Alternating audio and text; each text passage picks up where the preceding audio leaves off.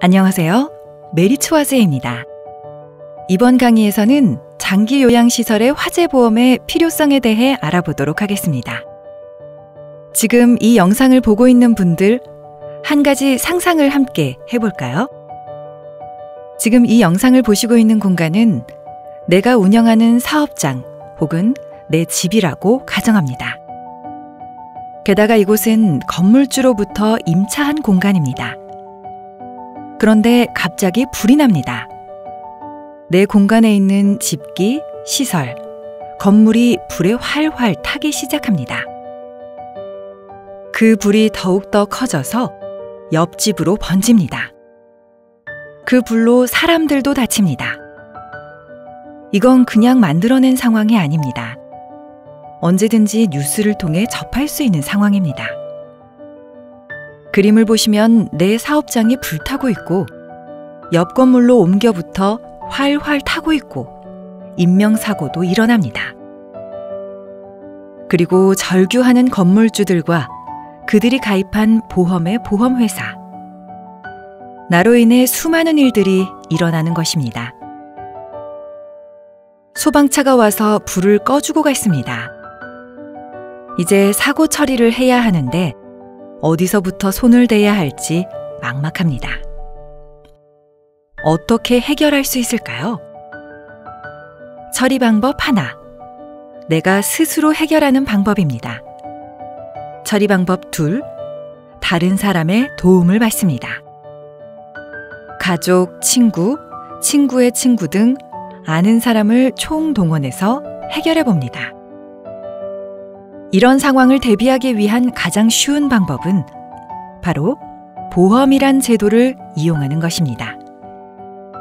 그런데 어떤 보험을 어떻게 가입을 해야 하는지, 어디에 물어볼지, 물어본 사람 말이 정말 맞는 건지 걱정이 밀려옵니다. 하지만 내가 화재보험에 대해 조금이라도 알고 있다면 많은 도움이 되실 겁니다. 지금부터 화재보험 및 배상 책임에 대해 알아보겠습니다. 보험의 종류를 설명하면 일단 어렵다고 생각들 하십니다. 그래서 우리의 생활에서 익숙한 자동차 보험으로 보험의 종류를 알아보겠습니다. 우리에게 익숙한 자동차 보험입니다. 의무보험이어서 꼭 가입해야 하죠.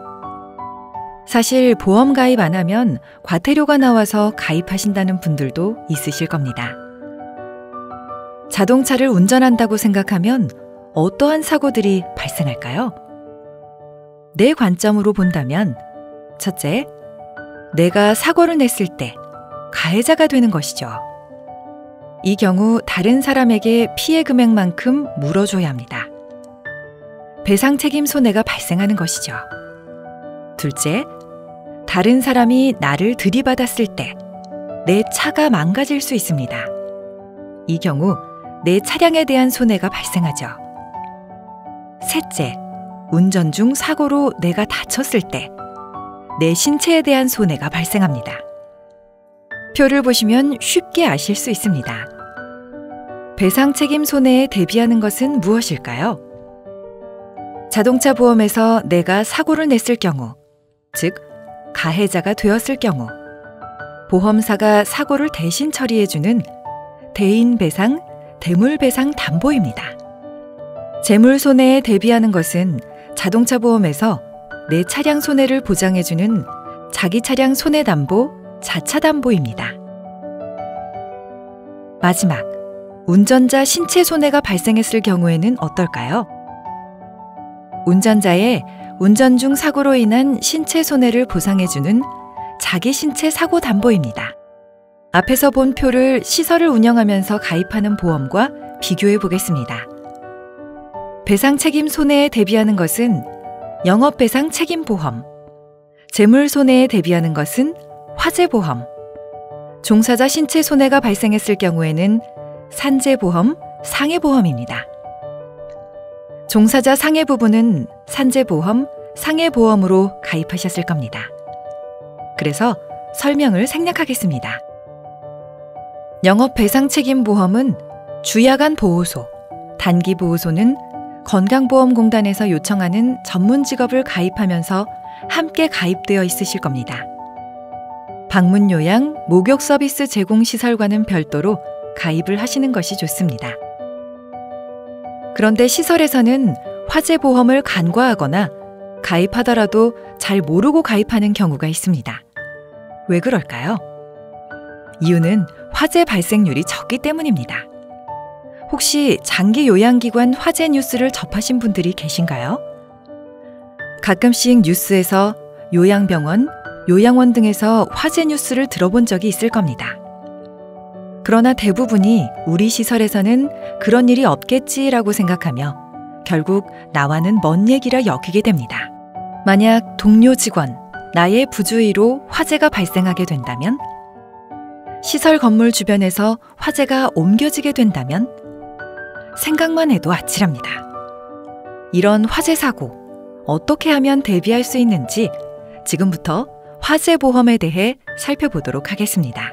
화재보험은 화재로 인한 손해를 보상하는 보험입니다. 불이 나면 보상해주는 보험입니다. 나 또는 다른 사람의 실수로 불이 난 경우, 옆집에서 옮겨진 경우 등 어떤 경우라도 불이 난 재물이 보험에 가입되어 있으면 보상을 받을 수 있습니다. 게다가 벼락을 포함한 화재에 따른 손해뿐 아니라 화재에 따른 소방 손해, 화재에 따른 피난 손해도 보상합니다. 그런데 화재보험에서는 화재 사고로 인해 보상을 할 경우 누구에게 보험금을 줄까요? 상당수의 사람들이 보험에 가입한 사람이라고 생각하실 겁니다. 아닙니다. 누가 보험을 가입했는지는 중요하지 않습니다. 보험금은 해당 재물의 소유자가 받게 됩니다. 건물이 내 소유라면 나에게, 임차 건물이면 건물주에게 지급됩니다. 사진에서 보시는 것처럼 화재 발생 시 상황에 따라 불에 의한 손해, 연기로 인한 그을음 손해 등이 발생할 수 있습니다. 화재보험에서 다 보상을 받을 수 있는 상황입니다. 그러면 어떻게 보상이 되느냐? 보험에 가입되고 불에 타면 다 보상이 된다? 이렇게 알고 있으면 큰 오산입니다. 화재보험에 가입하면 증권과 두꺼운 약관 하나를 받습니다. 이 약관에는 보험금을 어떻게 지급하겠다라고 설명이 되어 있습니다. 그리고 이 약관은 보험사 보험 상품과 상관없이 재물을 보상해주는 보험에 동일하게 사용되고 있습니다. 그러면 지금부터 약관에 나오는 지급보험금의 계산 방법을 설명드리겠습니다. 수식이 나오면 다들 어려워하시는데요. 알고 보면 참 쉽습니다. 사칙 연산만 할 줄 알면 다 됩니다. 제대로 된 보상을 받기 위해 보험마다 가입 기준은 약간씩 틀립니다.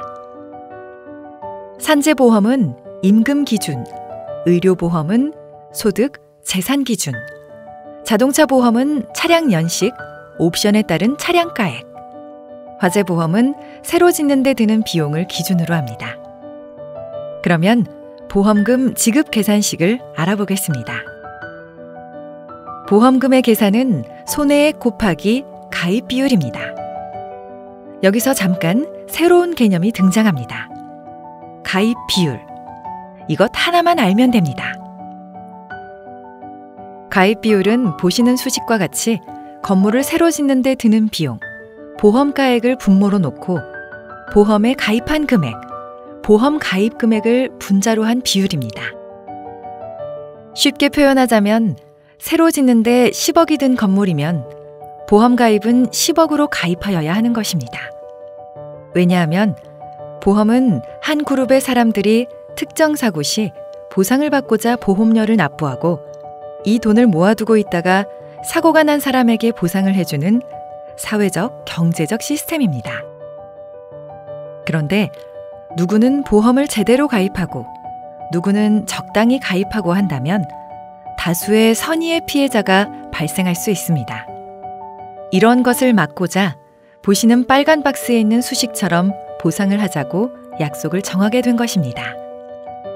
그래서 가입 비율이 적으면 적게 보상을 해주는 것입니다. 100% 비율로 가입한 경우, 즉 보험 가입 금액과 보험가액이 같을 경우에는 보시는 것과 같이 사고 난 금액을 모두 보상받게 됩니다. 100% 미만으로 가입한 경우, 즉 보험 가입 금액이 보험가액보다 적을 때는 해당 가입 비율만큼 비례 보상을 하게 됩니다. 화재보험 가입은 100% 비율로 가입한 경우, 즉 보험 가입 금액과 보험가액이 같은 수준이 아니면 발생한 손해에 대해 적정한 보상을 받을 수 없음을 알아두셔야 합니다. 장기요양기관의 화재보험 가입 시 필수적으로 고려해야 할 사항에 대해 알아보겠습니다. 건물, 집기 등 재물에 관한 부분입니다. 사고 발생 시 보상이 제대로 되는 조건인지 확인하셔야 합니다. 앞에서 본 가입 비율이 100%에 가까운지 확인하셔야 합니다. 이유는 보험 가입이 적정 가입 금액으로 가입되어 있어 실제 사고 발생 시 실제 손실만큼의 보상이 가능하기 때문입니다. 또 하나, 화재보험 가입 시 가입 금액이 어느 정도인지도 중요하지만 건물, 시설, 집기 비품 등등 각 항목별로 가입이 되었는지를 확인하셔야 합니다. 만약 건물 10억, 시설 1억, 집기 비품 1억인 계약을 건물 12억으로 가입한 경우 집기, 시설에 대한 보상은 이루어지지 않습니다. 때문에 재산의 유형별로 가입이 되어 있는지 확인하셔야 합니다. 그리고 혹시 지금 센터를 운영하고 있는 건물이 임차 건물이라면 어떻게 해야 할까요? 사고 발생 시 건물주가 자신의 보험으로 먼저 보상 처리를 한다면 해당 보험사는 보상 후 사고 원인을 밝혀서 사고 원인 제공자가 건물주, 즉 해당 보험사의 계약자가 아니라면 구상권을 행사할 겁니다. 이럴 경우 적절히 방어를 할 수 있는 보험인가를 고려해야 합니다. 다른 사람 및 그의 물건의 배상 책임 부분은 앞서 말씀드린 바와 같습니다. 영업배상 책임보험을 가입하셔야 하고요. 영업배상 책임보험은 주야간 보호소, 단기보호소는 건강보험공단에서 요청하는 전문 직업을 가입하면서 함께 가입되어 있으실 겁니다. 다만 방문요양, 목욕 서비스 제공시설은 별도로 가입을 하시는 것이 좋습니다. 마지막으로 불이 나면 보험금을 어떻게 지급하는지 사례로 알아보겠습니다. 장기요양시설이 건물주이고 사고 원인은 장기요양시설의 관리소홀로 전기시설에서 화재가 발생한 상황입니다. 이 경우에는 제일 깔끔한 보험금 지급이 이루어집니다. 보험계약자가 불을 냈고 약관상 면책사항이 없습니다. 앞에서 본 수식에서처럼 가입 비율도 100%로 가입되었기 때문에 이견 없이 보험금이 이루어집니다. 이번에는 앞 페이지와 똑같이 같은 장소에 불이 났는데 옆 건물에서 불이 나서 옮겨 붙은 상황입니다. 맨 처음 화재보험은 무엇인가에서 설명을 드렸죠. 화재보험은 내가 실수로 불을 낸 경우, 다른 사람이 방화를 한 경우, 불이 옆집에서 옮겨진 경우 등 어떤 경우라도 불이 난 재물이 보험에 가입되어 있으면 보상을 받을 수 있는 보험이다. 기억나시죠? 일단 계약자에게 보상을 해줍니다. 불이 났고 약관상 면책사항이 없고 가입 비율도 100%로 가입되었기 때문에 이견 없이 보험금이 이루어집니다. 그런데 화재 원인이 옆집에서 불이 옮겨 붙어서 보험금이 지급되나 계약자가 화재 원인을 제공한 것이 아니므로 화재를 발생시킨 원인 제공자에게 보험금 지급 금액만큼 구상 청구를 하게 됩니다. 그래서 보시는 그림처럼 구상권을 발동해 지급된 보험금만큼 회수하게 됩니다. 이제 화재보험의 주요 개념을 다 설명드렸습니다. 그러면 다시 처음으로 돌아가 볼까요? 이 상황이 다음 그림처럼 이런 이해관계 도식으로 나타나게 됩니다. 보험금 지급과 구상이 난무하는 것이 보기만 해도 복잡하죠? 만약 보험이 없다면 내가 알아서 피해자를 만나고 합의해야 하고 소송이 들어오면 변호사 선임하고 상황에 따라 대법원까지도 갈 수 있습니다. 이것을 다 할 것이라고 생각하면 앞이 깜깜합니다. 보험이란 제도를 꼭 이용하세요. 그리고 약간이라도 공부를 하고 가입을 한다면 제대로 된 보상을 받을 수 있습니다. 내가 사고를 냈을 때 나의 편이 되어 싸워주는 우군을 만들 수 있습니다.